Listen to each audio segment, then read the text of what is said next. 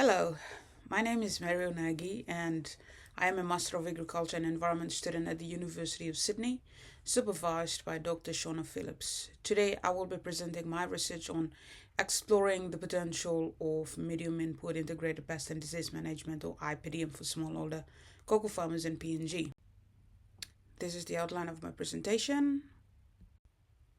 Cocoa is PNG's third largest export crop, supporting more than 151,000 smallholder farmers who produce 96% of national output, yet yields have declined by 40 to 60%. That is driven by pest and disease pressures, labor constraints, and high labor costs or input costs.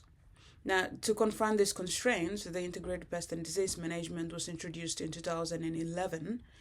But despite its potential, the adoption among smallholder farmers remained low. Now, this study evaluates the economic viability of medium input IPDM approach for WETBEAN cocoa farmers using three financial indicators, and these are the cost or benefit cost ratio, the net present value, and the internal rate of return over a period of 30 years. Now, this page here, or this slide here, illustrates the core challenges that motivates this research. PNG smallholder cocoa farmers face a convergence of biological, economic, and social pressures. Now, on the biological side, pests and diseases collectively devastate yields if left unmanaged. On the economic side, high input costs is involved, which many smallholders simply cannot afford. And socially, labor is a major constraint where most farm work is done by family members, and formal hired labor is often expensive. Now, these intersecting problems mean that even when farmers are aware of IPDM, the barriers to adoption remain very real. Now, within this context, under what condition can medium input IPDM actually pay off for the farmers? Now, this research has two core aims. Number one is to estimate and compare the benefit cost ratio, the net present value, and internal rate of return of low and medium input IPDM in order to determine whether the practice is economically justified. The second aim is to strengthen extension delivery by developing practical tools for field officers. The calendar of operation and intercropping scenarios have been developed. This study applies a quantitative economic modeling approach grounded in the realities of smallholder WETBEAN cocoa production in Papua New Guinea. The model reflects the country's one-talk reciprocity labor system alongside constraints such as high input cost, limited access to extension information. And the smallholder context is presented through a typical household managing 1 to 2.5 hectares, relying heavily on one-talk labor. This culturally embedded system includes immediate family labor, reciprocal exchanges between neighboring households, and communal gift-based labor, the latter being used in the analysis at a rate of 200 kina per person per year, particularly for harvesting. Now, two production systems are compared here: low input IPDM and medium input IPDM. And these systems were selected because many smallholder farmers cannot afford high input IPDM due to cost barriers. Now, the modeling draws on multiple data sources, including the PNG Cocoa Extension Manual for input requirements, previous studies for labor hours and yield, expert consultation for trenching practices, and household data from the IFPRI PNG Rural Household Survey conducted in 2023. Now, all pricing information was updated using a 4% annual inflation rate consistent with PNG's 9-year average. Economic viability was assessed using the three indicators as mentioned before: the benefit cost ratio, the net present value, and the internal rate of return under the two labor valuation scenario: costed labor at the national minimum wage of 3 kina 50 per hour, and one-talk labor valued at 200 kina per person annually. Now, these indicators determine whether medium input IPDM offers a financially sustainable pathway for smallholder cocoa farmers. Now, turning to the results, the economic analysis reveals a striking contrast between the two labor scenarios. Under costed labor, medium input IPDM is not economically viable. The BCR is 0.67, meaning that for every kina invested, only 0.67 kina or 67 toya is returned. The net present value is negative and minus 34,000 kina. and the internal rate of return falls below the required threshold. However, under the one-talk labor scenario, the picture changes dramatically. The benefit cost ratio rises to 10.23, meaning over 10 kina is returned for every kina that is invested. Now, the net present value becomes strongly positive at more than 64,000 kina.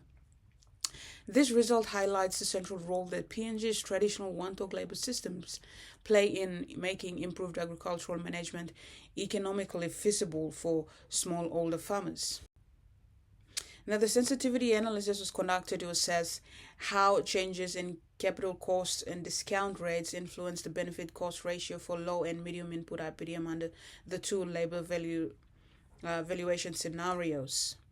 When labor is not costed, both systems remain highly profitable. Increasing capital costs by 5% to 10% produces only small reductions in benefit cost ratio values, while equivalent decreases raise them. Under the shadow wage scenario or costed labor, low input IPDM remains economically stable, with BCRs between 1.50 and 1.53 across all variations. Medium input IPDM, however, remains below 1.0% or 1.0 in every case, even with 10% cost reductions or discount rate changes. This confirms that once labor is costed, medium input IPDM becomes economically unviable, while low input IPDM retains resilience across all tested conditions. Now, this slide presents the calendar of operation, which is one of the extension tools, which maps out the specific agricultural tasks and input requirements for medium input IPDM across the 12 months of the year.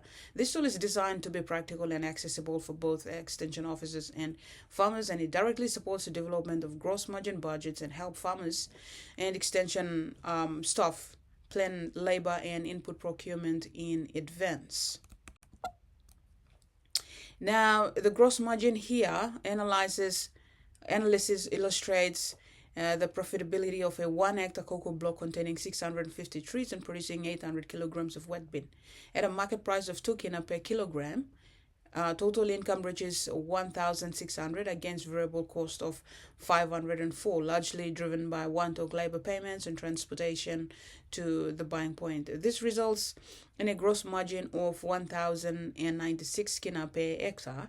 However, when labor is costed at the formal market rate of 3 kina 50 per year or per hour, the gross margin becomes negative, highlighting the critical role of communal labor arrangements in maintaining profitability. Yield and price variations further demonstrate how sensitive gross margins are to production and market conditions. On the other table, net farm income was assessed from across 4 scenarios: cocoa alone, and cocoa intercropped with gallop nut, vanilla, and coconut. After accounting for depreciation and interest on machinery, tools, and tree establishment, cocoa monocrop generates a net income net farm income of 1,381 kina. Intercropping significantly enhances returns, with gallop nut reaching 4,000, over 4,000, vanilla over 8,000, and coconut over 1,000. These results show that diversification can strengthen household income resilience, particularly for farmers unable to rely solely on cocoa. Now, this slide addresses a critical livelihood question. Can cocoa farming alone provide smallholder families with sufficient income to meet their household needs? The answer, unfortunately, is no. Under a monocropping scenario, the net farm income from 1 hectare of cocoa is approximately 1,368 kina per year per hectare. However, the estimated average household consumption expenditure in PNG is approximately 3,343 kina per person per year. This gap is substantial and highlights that cocoa farming alone, even with improved IPDM practices, cannot adequately support a smallholder household. When intercropping is introduced, the picture improves significantly, demonstrating that diversification is necessary for livelihood resilience in PNG's farming communities.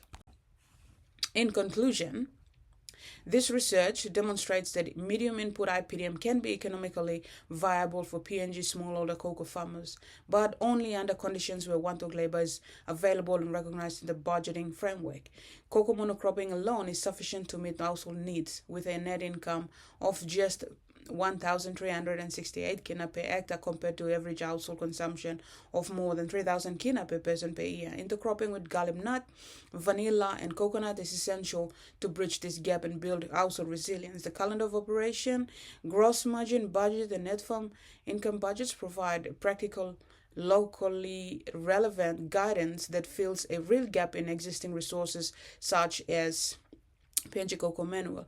Most importantly, the formal integration of one-talk labor into these budgeting tools strengthen extension services by aligning with social realities of Papua New Guinea farming communities. Finally, current high global prices represents a timely policy window. The PNG Cocoa Board and development partners have an opportunity right now to invest in accessible IPDM support, diversification programs, and farm extension before this price advantage closes. That's the end of my presentation. Thank you.